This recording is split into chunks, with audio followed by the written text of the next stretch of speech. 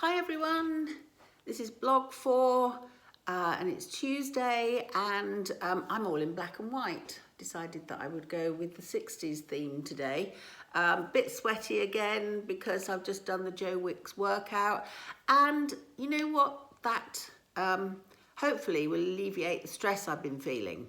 So unfortunately, I didn't sleep very well last night. All this stuff kept going around in my head, and I kept thinking about what sort of crazy world we're living in and what's happening and the virus and everything like that. So when I woke up this morning, I felt a bit stressed.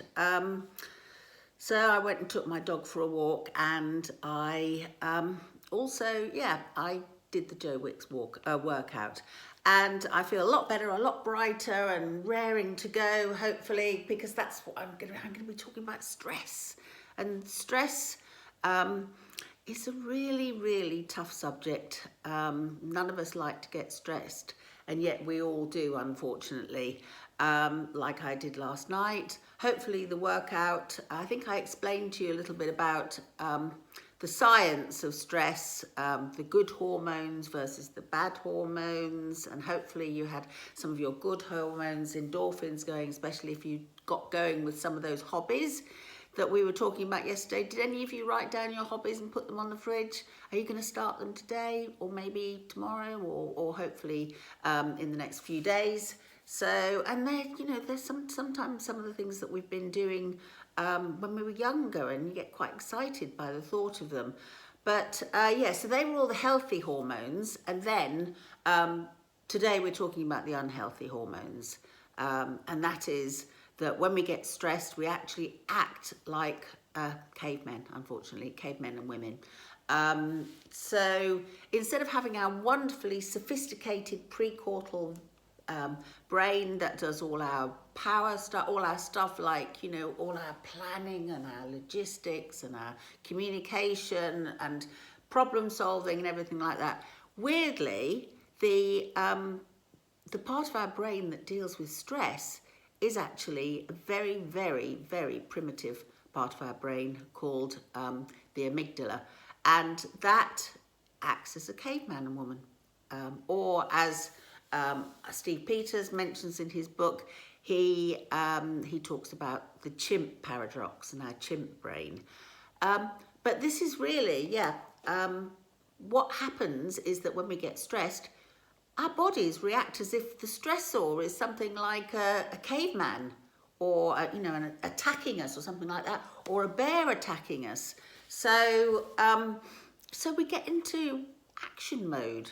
We get all our adrenaline going so that we can fight the bear, we can kill off the attacker, and that gives us all this supreme energy and alertness and all of the wonderful things that adrenaline can bring us if we're going to use them. But unfortunately, in a home situation, locked in or working from home, we aren't fighting any bears. We're not running away, we're not screaming and shouting, we're having to stay at our workstation and doing our work, or stay at home, or teach the kids, or something like that. So that adrenaline isn't used up. And then what happens if the adrenaline is not used up? Unfortunately, you get cortisol, which is the stress hormone. So today I was okay because I did the workout.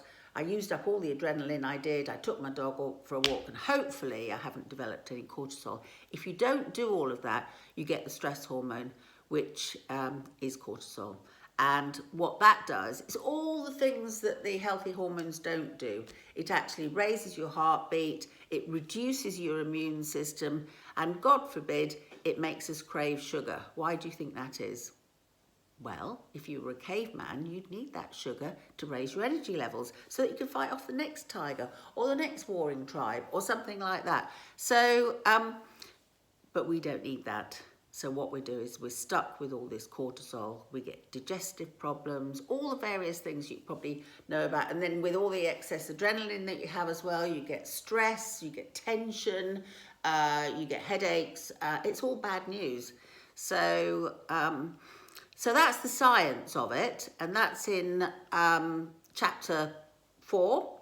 Now, chapters 2 and 3, we're going to be talking about is the sort of stress that that we get. So let's think about personal stresses. You remember the sort of top 10 stressors that you might see in the newspaper or talk about on the radio? And that's things like death, divorce, the redundancy, relationships. Oh my God, we're all stuck here together. Well, some of us, I'm on my own, but stuck here together if you're in a home with all your kids and your partner and everything like that. So you've got the relationship stress.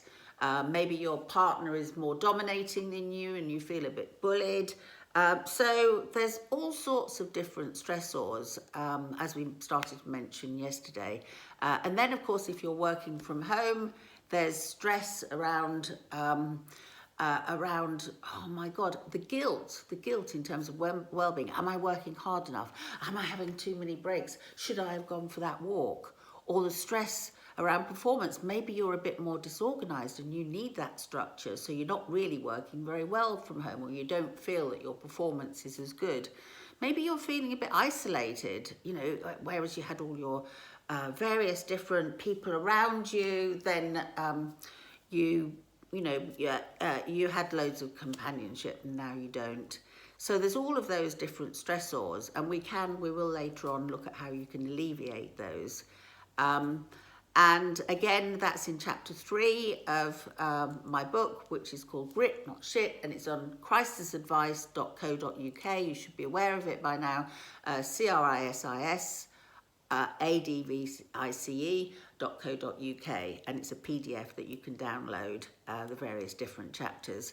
So tomorrow we're going to be talking about the stress of who we are.